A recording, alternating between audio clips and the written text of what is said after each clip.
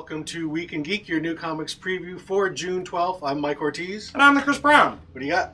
Well, I'm going to start off here with a freebie, actually. Tomorrow, Wednesday, today is Superman Day. So you can get your freebie copy at your local comic book store, your brick and mortar store, Comics and More, for instance, or Sears has them as well if you make a purchase.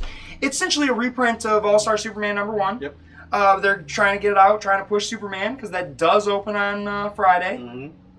I'm getting a chance to see it tonight, though. So, suckers. But yeah, so I'm excited about that. I'm excited about Superman.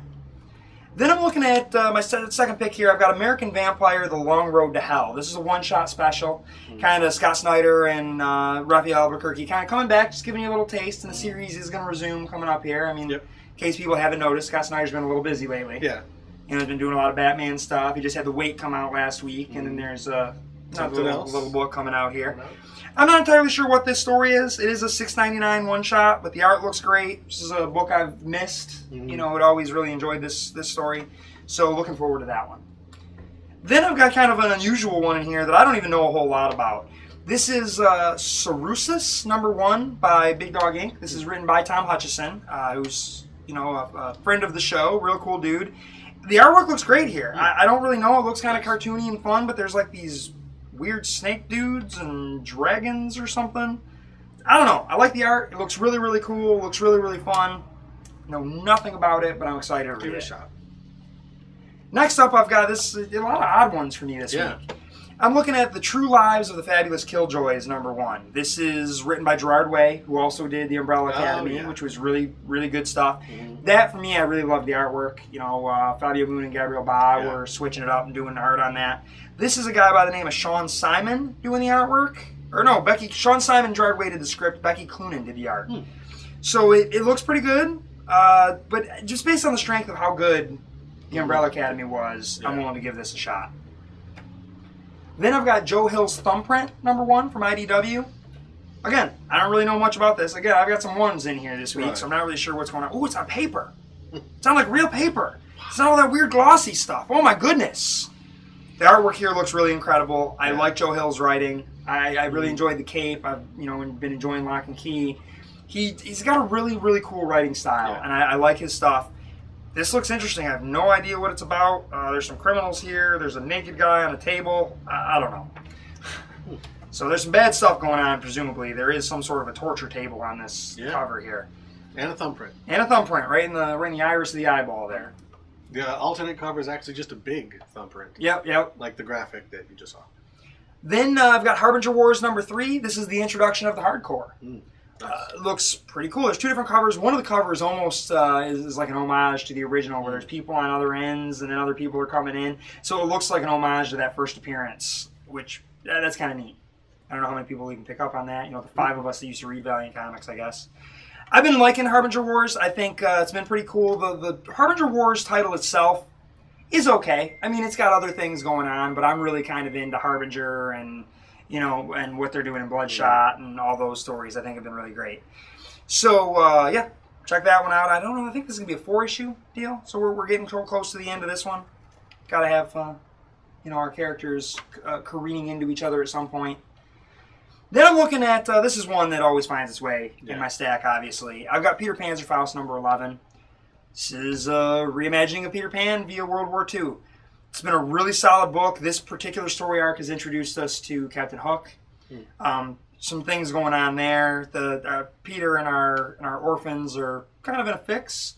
Some difficult stuff going on, but just a fantastic book. This is really one of my favorites right now. There's also a really cool Rob Guillory variant cover. It was 1 in 20. So it's there's not going to be a ton of them floating around out there, but pretty cool stuff. And check that out. Then I've got Walking Dead 111. This is, there's been a lot of Walking Dead issues that have been kind of just setting the stages for stuff. And, there's a war building between the Hilltop and, their various groups. And then our group is going after Negan. They've got a spy in Negan's camp who's had enough of what's going on over there. And he's pretty much given up everything to our people. So they're ready to go attack him. Well, this issue has Negan coming looking for his supplies a little early. Everyone's gone. Rick and everyone's planning to attack him. He's not there. He's at Rick's community. And something really kind of, you're getting a little taste of the guy who's leading the hilltop. You see what Rick's doing, talking with Andrea, and they're hunkered down with Ezekiel, and that's all happening, but now there's some stuff going on with Negan here, and he is such a great antagonist. He really is like Governor 2.0. Man, you didn't like the Governor at all, Negan's really fun to dislike. So I'm enjoying that a whole lot. And that takes me through the bulk of my stack. I'm going to lead off with Green Lantern Corps number 21. The ring, that's what the rings are for this week. Blue ring comes with that one this week. And the green ring was for the Green Lantern last week. That they didn't ship, but they're here now. So yeah, this Green Lantern Corps, spiffy ring. This is the new creative team. It's Robert Venditti and Van Jensen. Robert Venditti wrote also the Green Lantern. Oh, okay. The new Green Lantern last week. So yeah, this is the new creative team, the new direction for the books. It's a fresh new start after the exit of Jeff Johns on the main book, and I believe it was Pete Tomasi on Green Lantern Corps. And it looks like Jon Stewart's actually taking the center stage here, which is good because he's kind of gotten downplayed a lot in the last few years. Guy really stepped up to kind of be the lead character in Corps for a while, and Emerald Warriors, and Kyle was kind of the main character in New Guardians. So we're going to get some good Jon Stewart, which is good. Awesome. There were rumors that DC was killing him off and that they changed their mind. The people who were writing this actually deny that was ever the plan, but who knows. But I like Jon Stewart. He's a great character, so let's hope they give him something to do for a change. Next up, Batman number 21. This is another Scott Snyder. It's a big Scott Snyder week. It's got a nice embossed cover. And this is Batman 0 Year. So it's not replacing Year 1. Right. It's kind of in addition to, because Year 1 only covered some small pieces of the story. Right. This is just kind of filling in the gaps of Batman's origin. I know they've set some of this up in the 0 issue with where you saw the Red Hood who would go on to be the Joker. It looks like they might even have some hints of the Riddler here. Oh, cool. But yeah, it's basically just a new Batman origin. Not replacing anything, just sort of adding on. It's going to go 12 issues, right? Yeah. They're doing it for the next year. Yeah. So this is the big Batman story. Next up, Manhattan Projects number 12, the Fermi Paradox. This is a great cover. It really is. Probably the cleverest use of a circle on the cover. This is a great book. I don't really know what's going on in this particular part of the storyline. I know we were wrapping some things up. We kind of got to closer to the present. Kennedy was president. Looks like we've got some stuff with some of the crazy guys, some of the aliens and stuff. So this is a great book by Jonathan Hickman. Always a lot of fun. It's hard to describe sometimes, though. Next up, Doomsday Point 1 by John Byrne. Like I said with the first issue, I thought this was kind of a new take on his old Doomsday Plus one. It's similar in that it's astronauts go up into space, the apocalypse happens, and they come down. So yeah, this is basically just this new devastated world destroyed by a solar flare, and these people trying to make their way in it. So it's were they hit by cosmic rays? No. Oh, okay. No, they didn't get superpowers. They all died. Oh, all right. This is the realistic version of the Fantastic Four. Actually, the people who went up in the ship didn't get zapped because they were like. But everyone else did, and they come back. Yeah. And, okay. And the planet's been decimated, and all the oceans have been vaporized, things like that. Next up, Guardians of the Galaxy number 3.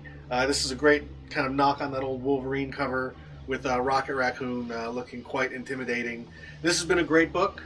Steve McNiven on artwork with Sarah Pichelli. It's been a while since the last issue. I actually thought 3 would have come out by now, so I don't quite remember what's going on. But technically it's issue 4 because there was that point 1, 0.1 right. or whatever. But we've just got more backstory. The Earth has been quarantined, and none of the alien races are supposed to go there, which of course makes a lot of alien races want to come here. Obviously. And of course, the Guardians have to protect us. I guess they're not guarding the galaxy; they're guarding the Earth. Either way. Just a name. Next up, Wolverine and the X-Men number 31. This is the beginning of the Hellfire Saga.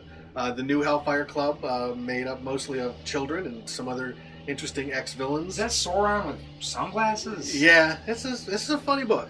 It's a strange book. But yeah, it's the Jean Grey School, and now the Hellfire Club are going to be fighting it out. Quentin has jumped ship to the Hellfire Club. But is he really a villain, or is he just kind of infiltrating?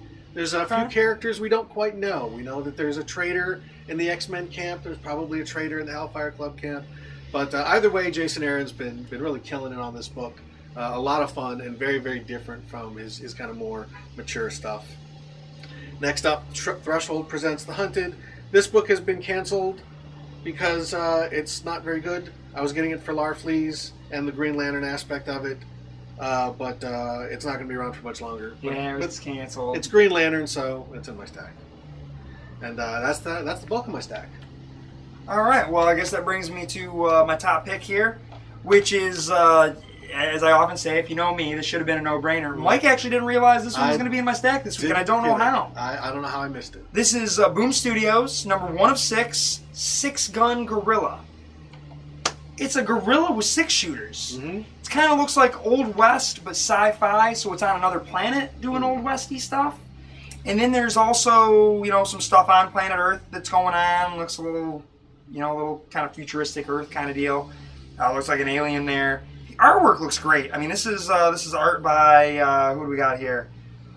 Art by Jeff Stokely. Not really too familiar with him, but his stuff really looks fantastic.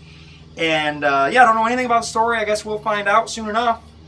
But yeah, really looking forward to this one. Six Gun Gorilla. Mm-hmm. I should have known with the gorilla. You really should have. What are you looking at there? My top is Superman Unchained number 1. It's a big Superman week. It is. Because the movie's coming out. We got the free comic. Plus it's a big Scott Snyder week. This is Scott Snyder and Jim Lee. Really 2 of the biggest guns DC's got on Superman. A brand new Superman book. The first kind of new Superman book in quite some time.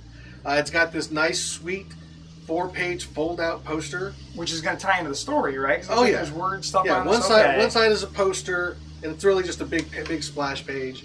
But you got to have some gimmicks. Batman got an embossed cover. Superman gets a 4-page poster. But it's got just phenomenal art by Jim Lee. I'm always a fan of Jim Lee's work. Scott Snyder really breathed new life into Batman. For sure. So let's see what he can do with Superman.